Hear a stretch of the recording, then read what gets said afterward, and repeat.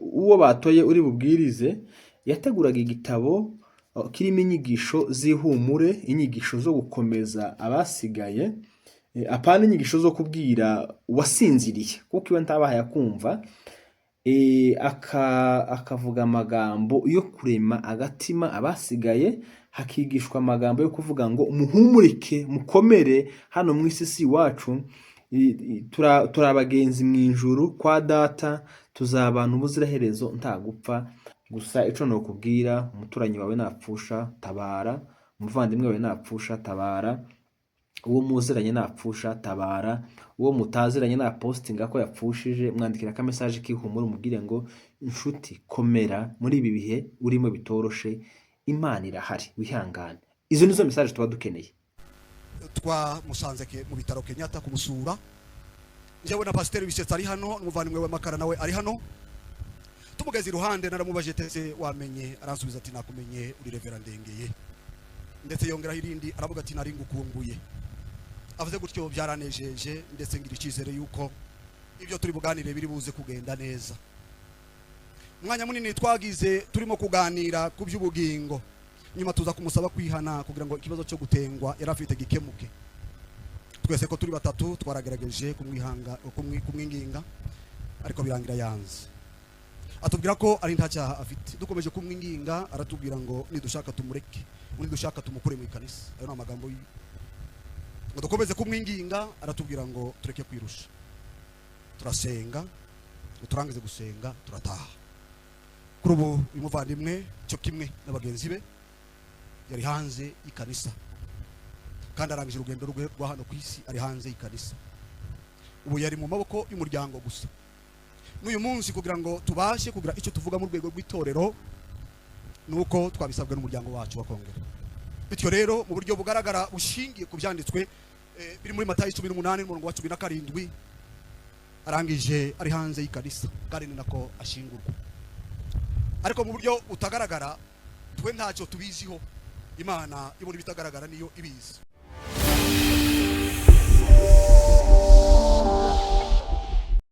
Ndagusuhuje, kwifurije igitondo ciza wewe bukeye ndetse nawe bugorobye, kwifurije umugoroba mwiza bivanye naho uherereye, ngo amahoro y'Imana akomeze abane nawe muri gahunda zawe zose urimo. Turamukije abantu bose batwumva, abumva cyane cyane n'ururimi tuvuga, mwagize neza cyane kudukurikira ndetse no kuza kuba abanyamuryango biri kanisa ryacu rya Ineza Live TV. Muri abantu b'agaciro cyane kandi muri abantu b'ungenzi, muri abantu b'umumaro. Imana ibaho umugisha kandi Imana ikomeze ibarinde. Turamukije abantu bari ruguru iwacu, Imana ibaho umugisha kandi Imana ikomeze ibarinde. Turamukije umuryango wa M23 FC twirwaneho aho muherereye hose, Imana ikomeze ibarinde kandi Imana ikomeze ibishimire, kubera ko muri abantu b'agaciro ku bwoko ndetse no ku gihugu. Umuhate wanyu si ubusa, mwarakoze cyane ku kwigomwa mukitanga mugakora biriya byose kubera gusa urukundo nta yindi nyungu mubifitemo.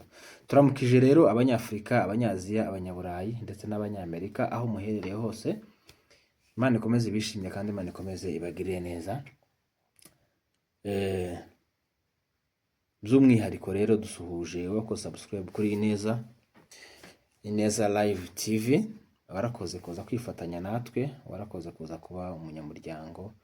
Nukuri abantu bagukunda batakuzi uzubashimira, kubera ko gukundwa ni amahirwe kandi gukundwa n'umugisha. Umuntu wese waje kwifatanya natwe uri umuntu w'agaciro cyane kandi wahisemo neza cyane kuza kwifatanya natwe, kubera ko nta kiguzi twobaheza usibye gusa kuvuga ngo Imana nyiribihe, Imana itanga ibikwiriye izabibahereza. Tubanje guhampore abantu babuze ababo muri iyi minsi turimo, iminsi igoye, ni iminsi itameze neza kubera ko nyine y'imbuto yeze isarurwa, kandi buri muntu wese agira igihe ciwe. Ico nkundira Imana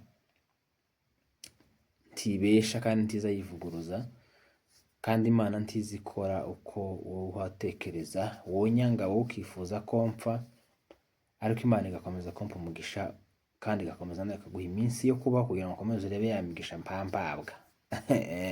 Iyo ni Imana, ariko ngo ni Data wa twese ngo avomera ababi n'abeza. iyo ni Imana.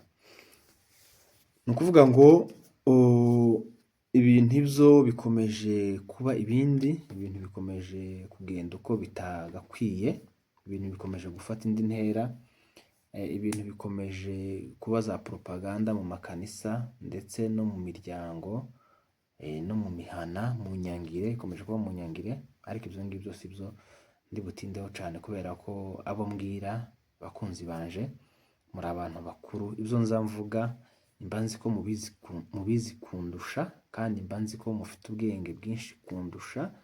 Rero niyo mpamvu nza ngerageza ibyo mpaya mvuga ngasa n'uwabibaganiriza, simbere nk'umuntu wabibigisha, simbere nk'umuntu wabibabwira ko nimukura muzahura nabyo. Ni bya bindi bahagaze batubwira ngo nukura uzabibona, nukura uzabimenya, nukura nawe, nukura ibintu nk'ibyo ngibyo. Ijambo nk'iryo ngiryo ryabwiwe abantu benshi cyane, ngo itonde nukuri uzabibona. Ariko mu gukura kwacu twaje gusanga koko umwana ni umuziranenge, umwana ni marayika. Umwana aza kubona uturutse hariya akavuga ngo wanzaniye iki? Mpeza imbombo, mpeza igiceri. Kandi ubwo ngubwo aho wiriwe wenda byanze wari ugiye no kurarayo kubera gutinya gutaha ntacu ujanye, umwana akama kugira ngo kutanguriye akantu. Abana ndazi situation urimo, ndazi ibibazo ufite, ndazi kuko kazi bakwambuye, ndazi ko bakwirukanye, ndazi ko bagukasa umushahara wenda kubera gutinda cyangwa se kubera ibintu nk'ibyo ngibyo. Umwana ntiyo bimenya, nyine abazi ngo papa ni umwami ntaco yobura ngikeneye. Ariko nabo nibazakura bazabona ko izo tutabahezaga bakiri bato atari uko twabibimaga, nuko ntazo twabaga dufite. Ariko uzi kubona umwana mungana bamugura ikirato ciza, wowe uzitaha ukabaza sote se ko runaka bamuguriye akarato keza, njewe ko ntako wanguriye. Nuko nyine ako nakari gaciyeho, kubera ko nzi ko nyine ari changamoto duhura nayo mu mago. Ni ibintu bisanzwe ibyo ngibyo, ni ibintu bisanzwe. Ejo hashize twari twagiye gushingura umuvandimwe wacu nyakwigendera Musirimu, ariko nababajwe n'amagambo umudamu we yavuze arimo amarira ameze nk'ay'ingona. Gusa nakunze ijambo yavuze, mu magambo yavuze ko nimba koko ijuru ribaho umugabo azarijamo, kubera ko kurya uko bemeze kose umuntu mubana imbuto akwerera uba wawe uzibona. Wenda we ushobora kuramuka nyine ukabikigerageza ukamugora nkakura nyine yakimubereye, ariko nukuri umuntu mubana imbuto akwerera urazibona. Ariko siwe nje kuvugaho ubu, nyine nje kuvuga ku bari bafite inshingano nk'itorero ryo kumukorera imihango kugira ngo tumusezere mu cubahiro. Kandi ndahamya ko nyakwigendera nta muntu yishe, nta deni ry'umuntu yapfanye, nta kindi kintu giteye ubwoba cobuza ko tumuririmbira indirimbo z'Imana, cobuza ko tumuherekeza mu cubahiro, cobuza ko tumusezera neza tukamwubahisha, kubera ko afite ubumuntu, kubera ko ari umunyamuryango. Niyo batari umunyamuryango gusa, kubera ko afite ubumuntu, kandi kubera ko adapfuye ari umunyabyaha, tugomba kumwubahisha. Ibyo ngibyo uko byabaye ejo, ngira ngo mwarabibonye, ejo bundi mwarabibonye, si ibintu byagenze neza cyane. Commentaire zagiye zigaruka nyinshi ziri negative ku ikanisa, ariko ibyo ngibyo si byo ngiye kwibandaho cyane. Ngiye kuganira n'abantu bakuru kandi abantu bari kumva neza ibyo ndi kuvuga. Ese mu itorero ryanyu cyangwa se muri famiye yanyu, iyo mwapfushije umuntu mwebwe mubikora gute? Mwebwe amagambo y'ihumure muvuga ni ayahe? Ni ukuvuga ngo twakuze cyangwa se mu myaka tumaze kubona, tumaze kuri iyi si irenga 30, imyaka tumaze twagiye tubona ibiriyo byinshi, twagiye tubona amazishi atandukanye, bagenda bakora nyine gahunda zitandukanye. Ariko mu bavugabutumwa bahamagaraga cyangwa se ababaga bafite inshingano zo gushingura mu cubahiro umukristo wabo cyangwa se umuvandimwe, wenda bivanye nuko hari ukundi byakozwe, hari ibintu bigera muri bingahe bagaza bakora, sindi bumenshoninge ngo ni 3 cyangwa ni 4. Hari ibintu byakorwaga, uwo batoye uri bubwirize yateguraga igitabo kirimo inyigisho z'ihumure, inyigisho zo gukomeza abasigaye, apana inyigisho zo kubwira uwasinziriye, kuko iwe ntabaha yakumva.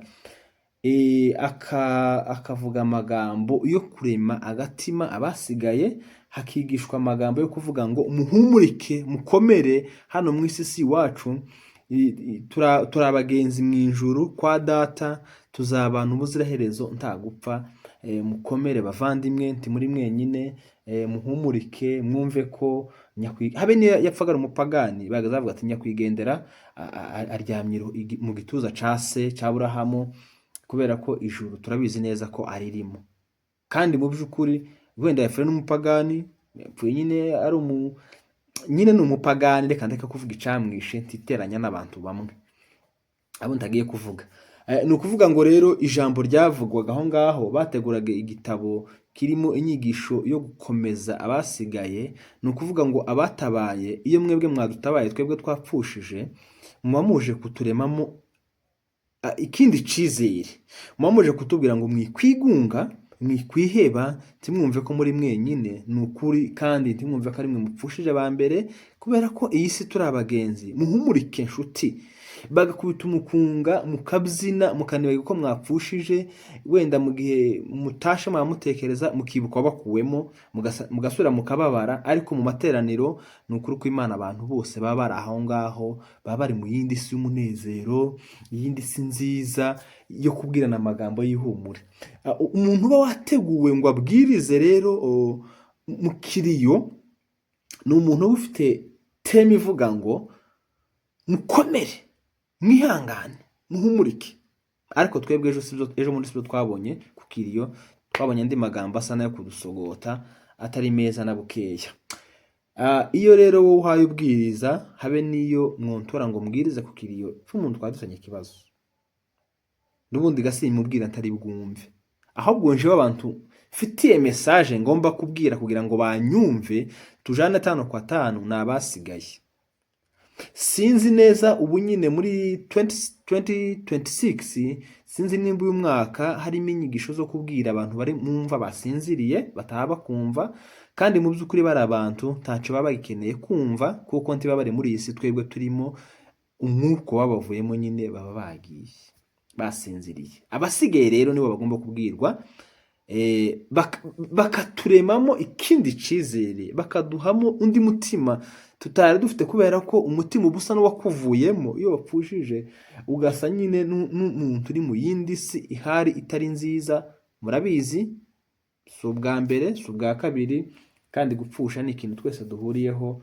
Gusa ico no kubwira, umuturanyi wawe napfusha tabara, umuvandimwe wawe napfusha tabara, uwo muziranye napfusha tabara, uwo mutaziranye na postinga ko yapfushije, mwandikira ka message kihumura umubwire ngo inshuti komera, muri ibi bihe urimo bitoroshe, Imana irahari, wihangane.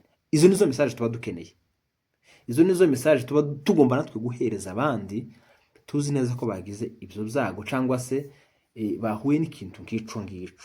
Tuba dukeneye, tugomba kubabwira ngo pole, mukomere, mwihangane, utwo nyine tu message. Ariko ubu nyine ibindi bintu byabaye, bindi nababwiraga ngo bya bindi by'utuzu, bya bindi by'iki, nibyo bihaye bikora cyane muri iyi minsi. Ariko ico nkundira Imana, iryo kanisa uyoboye, iryo kanisa ushumze, iryo kanisa uri umuterankunga waryo, iciza nuko inzira izaja mu ijuru tizaca muri iryo kanisa ryawe, kuvuga ngo ibi nibi. Siko Imana imeze, kandi Imana ni umucamanza utabera. Dushobora kuba twaduca imanza z'umuntu wagiye, cyangwa amamuca imanza z'umuntu wagiye, mwebwe mufite urubanza rukomeye cyane, kubera ko Bibiliya itubwira ko mutakwiye guca imanza, kubera ko hari Imana izaca imanza zitabera. Ni ukuvuga ngo rero igihe umuntu yapfushije, igihe umuntu yabuze uwiwe, ugomba gutegurwa kuja kuvuga ijambo ry'ihumure hariya, agomba kuza ari umuntu udafite kamere y'umubiri, ari umuntu udafite inzika y'ico yagiranye n'uwapfuye, udafite ubundi buntu bw'ubutirimbikiranye bumugenza, kubera ko gusa runaka yapfuye ariko naje ndashinyagurira abahari. Wowe ukibwira ko washinyagurira umurambo tuwaye ukumva, umurambo wagiye ntaha kumva, ahubwo twebwe dukeneye, twebwe turi aho ngaho nitwe dukeneye kukumva, kandi niwe ugomba kuduheza amagambo agomba kutumenagura imitima cyangwa gusana imitima yacu. Iyo rero uhaye utanga message nk'iyo ngiyo, ukibanda ku bibazo ufitanye n'uwagiye atahanakumva, cyangwa se ukibanda wenda ku madeni yakujanye, cyangwa se ku byo wenda mwapfuye mukiri batoya, cyangwa ku byo mwapfuye muri ya kampani mwakoreragamo, cyangwa kuba yaragutwaye akazi ukakabura, cyangwa se kuba wenda yarakunyanganyije ikintu runaka, ibyo ngibyo ntugomba kubimubwira kubera ko ntahaye akumva.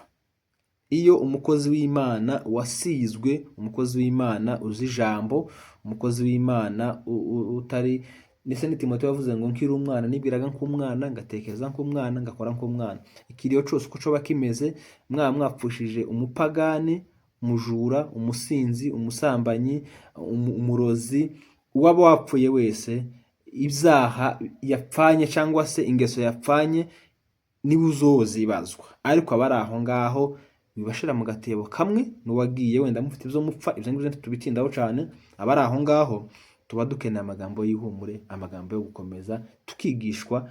Nimba wenda uyu wapfuye yari umurozi, bakavuga ngo uburozi si bwiza, nta juru uzorijamo, abari aho ngaho tugakangurirwa ico kintu ko atari ciza, kuko umurozi atagomba kuja mu ijuru, kuko umusambanyi atagomba kuja mu ijuru, kuko umunyeshara atagomba kuja mu ijuru, kuko nyine bya bindi byose Bibiliya yanga, ya mategeko y'Imana 10 yose Mose yaduhaye, akaba arizo twibutswa ko urangwa na biriya cyangwa se ufite nka biriya agomba kumenya ko atazaja mu ijuru. Ariko ijuru muvuga ngo ntazorijamo, ijuru ntabwo ari irya so, wapi?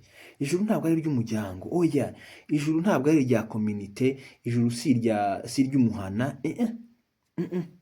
Ni ukuri ko Imana yaba ijuru ryari iry'umuryango cyangwa ari iry'umuntu ku giti ciwe, akavuga ngo ni ijuru zoza ujana abantu mu ijuru, abandi kabibimisha. Ijuru ryogeza nk'abantu mbarwa, kuko mufitanye ikibazo wuzura imwima, ugufitiye ideni wora imwima, ugufitiye umwenda wora imwima. Ariko ibyo ngibyo reka tubyihorere. Gusa twarababaye cyane, tubabara mu mitima bwa kabiri, turongera turakomereka. Ibazaho umuntu udapfuye afite kese n'undi, bakavuga ngo ntibakine indirimbo za gospel mu guherekeza umubiri, ubuhamya ntibuvugwe. Kandi mu by'ukuri uwapfuye yari afite ubuhamya bwiza, hari abo babanye. Kurya ijuru rya mbere n'umuntu mwabanye, n'umugore we nyirabayazana nawe yaravuze ngo umugabo wanje yakundiraga abana.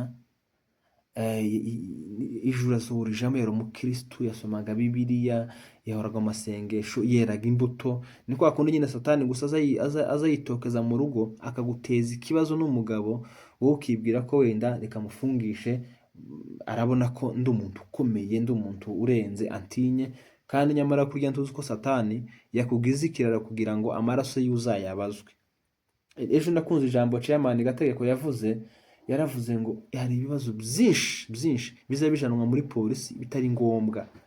Hari ibibazo byinshi muza musimbuka inzego zirenze 5 mugashaka kubiremereza kandi bitari ngombwa. Iyo wagiranye ikibazo, niko Chairman yavuze aba Nairobi, iyo wagiranye ikibazo n'umugabo, bibwira aho uvuka mu biganireho. Nibyanga bijana muri famille restaurant, nibyanga ubijana muri famille ngari, nibyanga ubone kubijana kwa Chairman, nibyanga ubijane ngo kubasaje. Bavuze inzego nyine numva ni ibintu nyine bigifite umuco. Gusa usibye ko abantu twarahindutse, bamwe babaye abagome, abandi baba inzirakarengane, ibintu nk'ibyo ngibyo. Ariko Imana si uko nguko imeze. Uwarenganye, uwagize gutya, umunsi w'urubanza muzotangara babandi mwanze gushingura mu byubahiro, aribo binjiye mu ijuru, mwebwe mutararyinjiyemo. Ucira urubanza rw'umuntu. Gusa usibye ko n'uwayoboye wabwirije nawe yasoje ku ijambo rivuga ngo ibyo tubihagaze ntitubizi, ahasigaye naho Imana. Niko n'umunyarwanda Yesu umwana ngo naho Imana. Ariko ni ukuri turabibutsa ko twagiye tubona abapagani benshi bagiye bapfa mukabashingura mu byubahiro kandi mukabaririmbira. Ariko kugira ngo umuntu gusa mwatenze mwama muvuga ngo nta ndirimbo igomba kuririmbwa y'Imana, muri muceceka gusa murebane nk'ibimeme, nyine ni ugusuzugura nyine umuntu, ni ugutesha agaciro umuntu, ni ukudaha umuntu agaciro. Ukama muvuga gutyo nyine mukabivuga gutyo bikamaye bagutyo, n'ugerageje guplaying indirimbo mukamuhagarika, n'ugerageje nabonye abagabo bagerageje kuririmba basa n'abahagaritswe nyine ukuntu. Gusa singiye kuzinjiramo cyane, ariko ni ukuri nimureke ako kazo, nimureke ibintu nk'ibyo ngibyo, kubera ko ijuru ntabwo ari inzira ica mu nzu y'umuntu. Ijuru si inzira ica mu ikanisa rya runaka.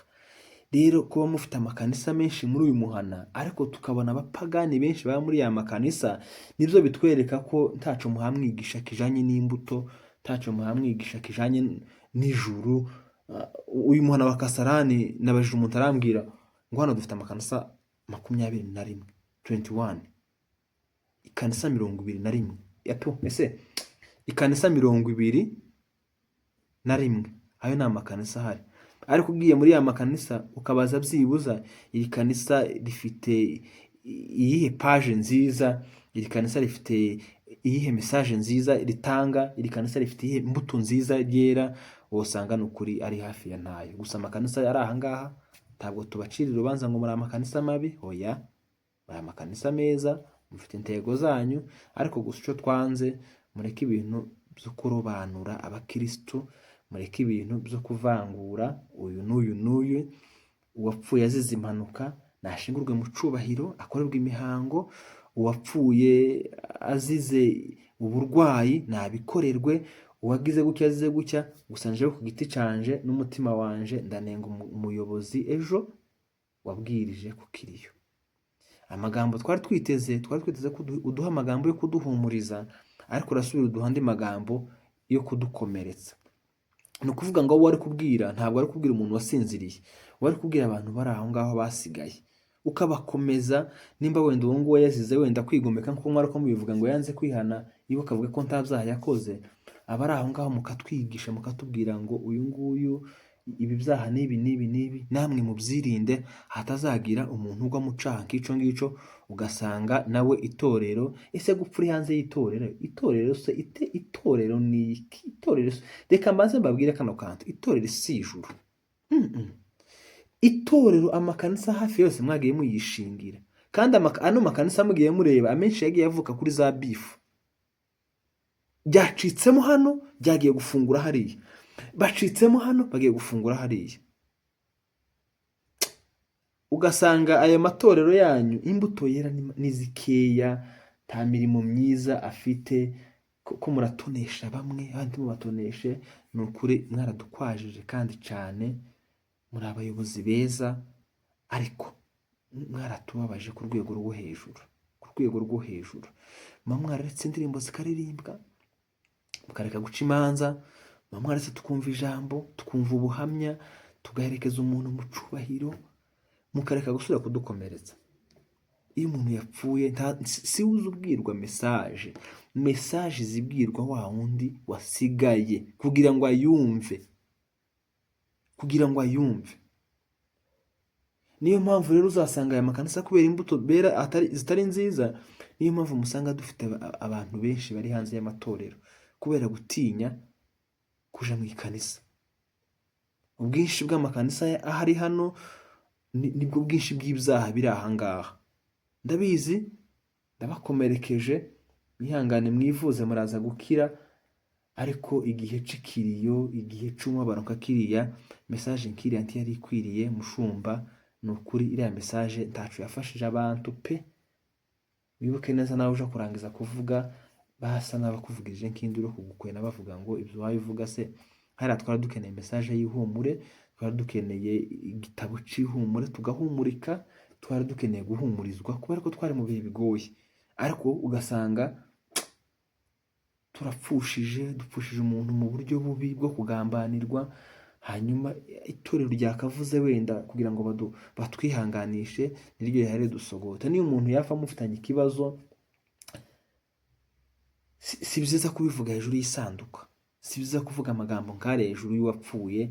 Ndabizi niteranyije n'abantu benshi cyane, ariko Imana umucamanza utabera, aho musirima aryamye, akarengane yakorewe ko kwicwa n'umugore, arasubira akorerwa n'akarengane yanga gukorerwa ikiriyo, bagikora bikagenda muri buriya buryo butari bwiza na bukeya. Imana izakurwanirira, kandi ndabizi neza wakoreye Imana izaguhemba. Ibi ngibi tuba twabivuze twababaye, twashenjaguye imitima. Hari abantu barimo amoko menshi, hari ubabara ikiniga ikamuturitsa agahwera agacikana, undi akababara akabivuga akaruhuka, undi akababara gusa akamanywa amazi bigashira. Uko ndemwe siko rero uremwe wowe. Rero iriya message ntiyari ikwiye kuvugirwa hariya dufite isanduku iruhande. Byari bikwiye n'ukuri ni ukudukomeretsa bwa kabiri, kubera ko twarakomeretse, twapfushije umuntu mu buryo bubabaje busa n'uburyo bw'agashinyaguro. Ariko narababaye, umutima wanje warababaye ku rwego rwo hejuru. Reka mbabwire ngo Imana yonyine niwe mucamanza utabera. Imana yonyine niyo